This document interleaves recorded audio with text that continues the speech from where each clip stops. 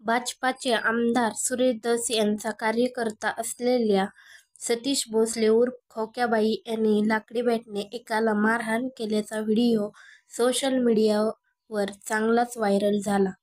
या व्हिडिओमधील पीडित व्यक्ती सिंदखेडराजा तालुक्यातील माहेरखेडचा रहिवासी असल्याची माहिती पोलीस तपासात समोर आली आहे.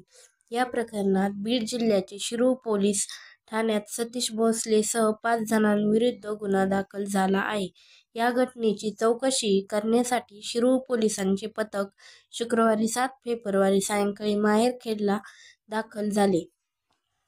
बीड जिल्ह्यातील भावी तालुका शिरूर येथे एका व्यक्तीला अर्धनग्न करून बॅटच्या साहाय्याने मारहाण होत असल्याचे व्हायरल व्हिडिओ दिसत आहे. याबाबत शिरूरचे पोलीस उपनिरीक्षक धनंजय कुलकर्णी यांनी माहिती समजली. 47 सेकंदाच्या व्हिडिओत झापेवाडीतील सतीश भोसलेसह 5 जण दिसत आहे. पीडित व्यक्तीला सतीश भोसले बॅटरे इतर लोक लाथाबुक्क्यांनी मारहाण करीत आहेत. या प्रकरणात कुलकर्णी यांनी दिलेल्या तक्रारीवरून भोसलेसह 5 जणांविरुद्ध विविध कलमांनुसार 5 मार्चला गुन्हे नोंदविण्यात आले. सोबतच पीडित व्यक्तीचा शोध घेण्यात आला. दरम्यान सतीश भोसले उर्फ खोक्याबाई हा माझा कार्यकर्ता आहे असे स्वतः सुरेश धस यांनी सांगितले होते. त्यामुळे इतरांना आका म्हणणारे सुरेश धस स्वतःच एका गुंडाचे आका असल्याची टीका धसांवर होत आहे. खोक्याला मुसक्या आवळण्यासाठी प्रशासनाच्या हालचाली सुरू केल्या आहेत. खोक्याने डाकणे पिता-पुत्रांना बेदम मारहाण केली होती. त्यामुळे हे मारहाणीचे प्रकरण उघडकीस आले. वन अधिकाऱ्यांना खोक्याच्या घरी वन प्राण्यांचे मांस आढळले. याच सुमारास एका फेसबुक अकाउंटने सर्वांचेच लक्ष वेधले. रॉयन्स विष्णू या नावाने फेसबुकवरच्या एका अकाउंटवरून सतीश भोसलेला अटक करण्याची मागणी करण्यात आली आहे. या पोस्टमध्ये बीड पोलिसांना मी विनंती करतो, लोकप्रतिनिधी सुरेश धस यांचा समर्थक सतीश भोसले याला लवकरात लवकर अटक करा. मी त्याला शिक्षा देईनच. पण रॉयन्स विष्णू या फेसबुकवरच्या एका अकाउंटवर अटक करण्याची मागणी करण्यात आली आहे. या पोस्टमध्ये बीड पोलिसांना विनंती करतो, मी त्याला शिक्षा देईनच, पण त्याला तुम्ही आधी तुरुंगात टाका. हरिण, काळवीट हे आमचं दैवत आहे. त्यांची शिकार करणाऱ्याला, त्यांची तस्करी करणाऱ्याला माफ हे लायक नाही. तुम्ही त्याला ताब्यात घ्या असे लिहिलेले आहे. रॉयन्स विष्णू हा बिश्नोई समाजातला आहे. तो गुन्हेगारी क्षेत्रात सक्रिय असून त्याची गँग देखील आहे. बिश्नोई समाजात हरिण, काळवीट आदी प्राण्यांना फार महत्त्व असते. काळवीट प्रकरणावरून त्याने सलमान खानला जिवे मारण्याची धमकी दिली होती. आता भोसले प्रकरणातही रॉयन्स विष्णूची एंट्री झाल्याचे लोक म्हणत आहेत. पण या फेसबुक अकाउंटची सत्यता समोर आली नसल्याने ते अकाउंट बनवाट असल्याचा संशय व्यक्त केला जात आहे.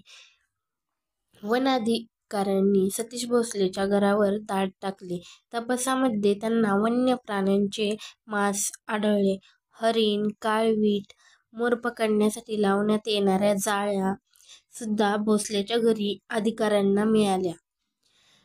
शेतात हरणांची शिकार करण्यास मनाई केल्याने भोसलेने साथीदारांच्या मदतीने डाकणे बापलेकांना मारहाण केल्याचे भावी गावचे ग्रामस्थांनी म्हटले होते. पोलीस आणि वन विभागाकडून आजच घराची झाडझडती घेण्यात आली. समोर आलेल्या माहितीनुसार खोक्याच्या घरामध्ये पोलिसांना वाळलेले जनावरांचा मांस आणि शिकारीसाठी लागणारे साहित्य आढळून आलं आहे. हे सर्व साहित्य जप्त करण्यात आलं. दरम्यान शिरूर तालुक्यातील नागरिक आता चांगलेच आक्रमक झाले असून उद्या शिरूर बंदची हाक देण्यात आली आहे. भावी गावचे रहिवासी दिलीप ढाकणे आणि त्यांचा मुलगा महेश ढाकणे यांच्या रानात सतीश उर्फ खोक्या बसल्याने हरणाची शिकार करण्यासाठी जाळं लावलं होतं. त्यात एक हरण अडकलं. ते हरण सोडवण्यासाठी ते ढाकणे कुटुंब पोचलं तर त्याने ढाकणे कुटुंबातील वडील आणि मुलाला बेदम मारहाण केली. मुलाचे दात पाडले. वडिलांच्या फासोळ्या मोडल्या. दिलीप ढाकणे याच्या मुलाचे पाय मोडून तुकडे तुकडे केले. आम्ही उद्या मोर्चा काढणार आहोत. पोलीस आरोपीला अटक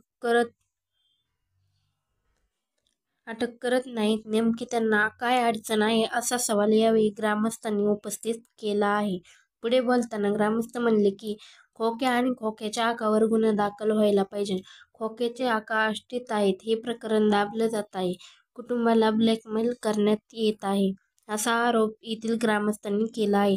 दरम्यान अधिकाऱ्यांकडून माहिती मागवली असून खातरजमा करून कारवाई होईल, अशी माहिती या प्रकरणावर बोलताना गणेश नाईक यांनी दिली.